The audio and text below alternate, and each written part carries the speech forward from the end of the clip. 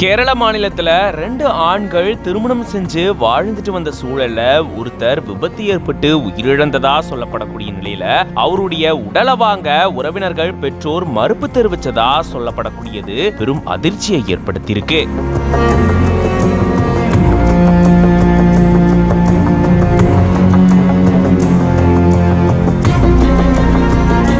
₹1,00,000 பணம் கட்ட முடியாது அப்படின்றதுனாலதான் உறவினர்கள் உடலை வாங்க மறுப்பு தெரிவிச்சதா சொல்லப்படுது. இது தொடர்பா இப்போ கேரள உயர்நீதிமன்றம் அதிரடி தீர்ப்பும் வழங்கியிருக்கு. வாங்க இதை பத்தி விரிவா இந்த வீடியோல பார்க்கலாம்.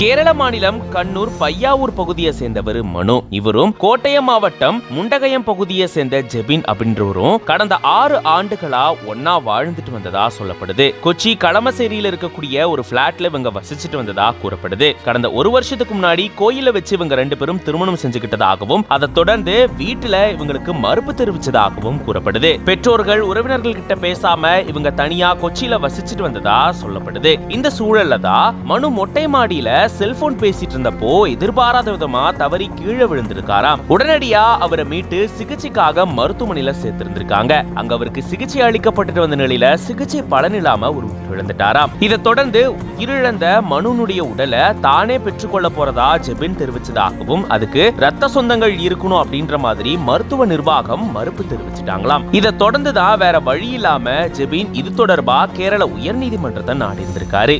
இந்த வழக்கு விசாரணை செஞ்ச நீதிமன்றம் ஜெபின மனுனுடைய சகோதரரா அணுகுமாறு சொல்லியிருந்திருக்காங்களாம். இதை தொடர்ந்து மனுனுடைய பெற்றோர் தரப்புல இருந்து என்ன தெரிவிக்கப்பட்டிருக்குன்னா, மருத்துவமனைக்கு சிகிச்சைக்கான செலவான ₹1,00,000 பணத்தை தங்களால கட்ட முடியல, அதனாலதான் உடலை வாங்குறதுக்கு மறுப்பு தெரிவிச்சிருக்கோம். உடலை கொடுத்தா தாங்க இறுதி சடங்கு செய்யறோம் அப்படின்ற மாதிரி அவங்க சொல்லியிருந்திருக்காங்களாம். இதை தொடர்ந்துதான் இப்ப உயர்நீதிமன்றம் ஒரு தீர்ப்பு வழங்கியிருக்கு. ஜெபின் மருத்துவமனைக்கு ஆகக்கூடிய அந்த செலவான ₹1,00,000 பணத்தை கட்ட சொல்லி உத்தரவிட்டு இருந்திருக்கு. அதை தொடர்ந்து இறுதி சடங்கை பெற்றோர் நடத்தி வைக்கவும் அதுல போலீஸ் பாதுகாப்போட ஜெபின் கலந்துக்கிறதுக்கும் உத்தரவிட்டிருந்திருக்காம். இந்த சூழல்ல தான் கேரள உயர்நீதிமன்றம் இந்த மாதிரியான தீர்ப்பு வழங்கியிருக்கு.